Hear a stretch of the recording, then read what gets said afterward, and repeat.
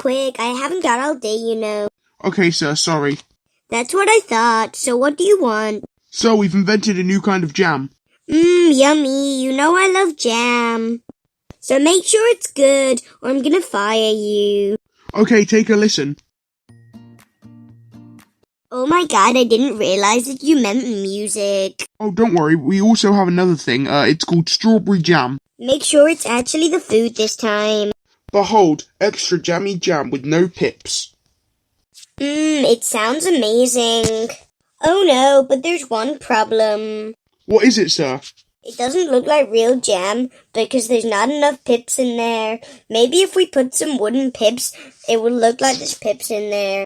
That doesn't make any sense. There's meant to be no pips. Even if we did put pips in there, they'd be made out of wood and people would choke to death.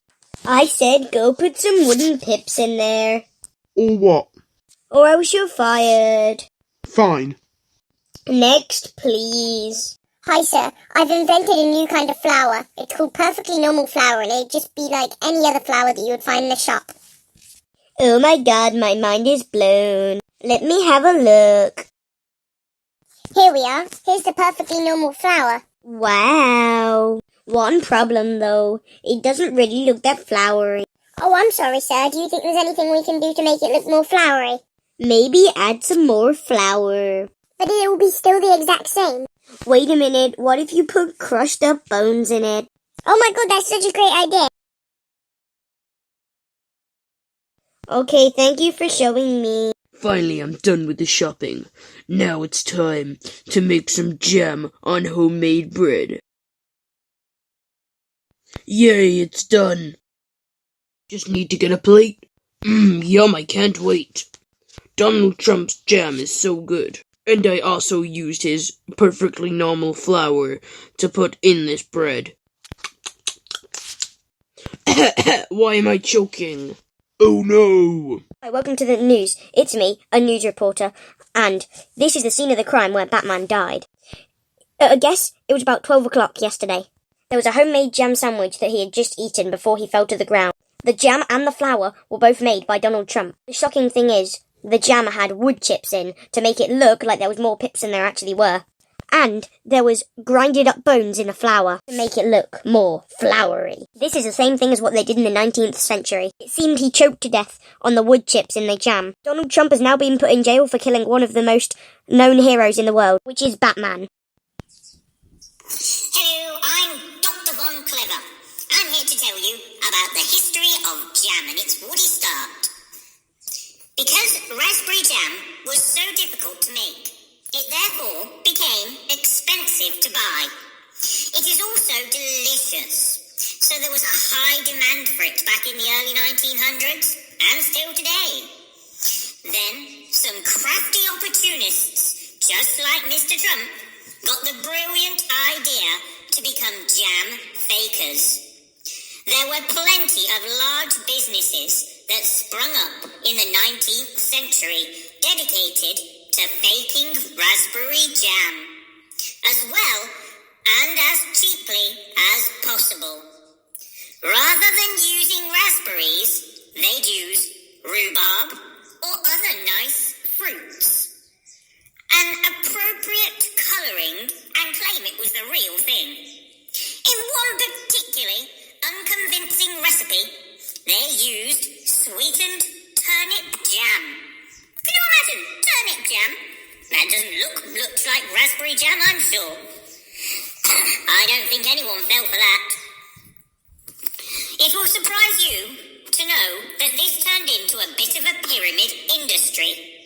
Because what made your fake jam really convincing were the raspberry pips. Now, obviously, they weren't going to go through all of the trouble of digging out pips from raspberries.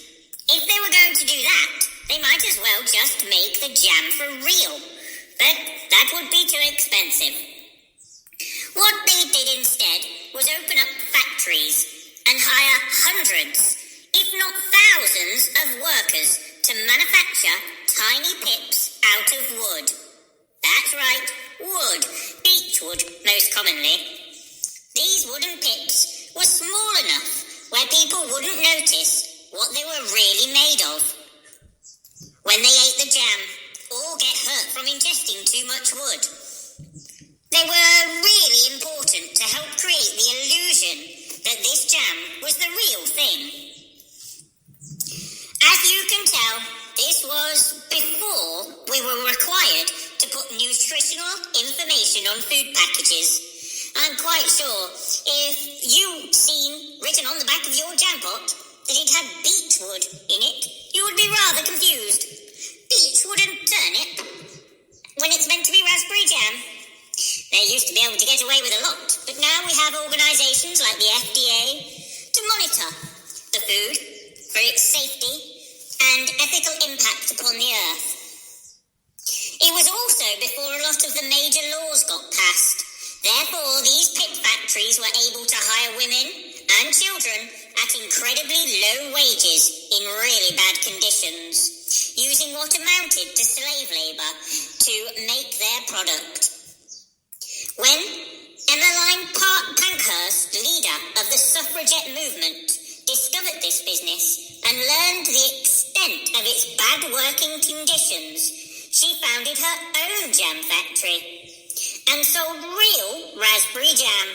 She was less concerned about making an enormous profit and more concerned with providing women with a safe place to work. I'm not sure if she put jam fakers out of business, if their business just dried up naturally, or if they were forced to close down once we had stricter food regulations. All I know is this is a heck of a lot of drama surrounding what you put on your toast in the morning. Thank goodness this is the only example of its kind. No, it's really not. Food fakery still goes on today.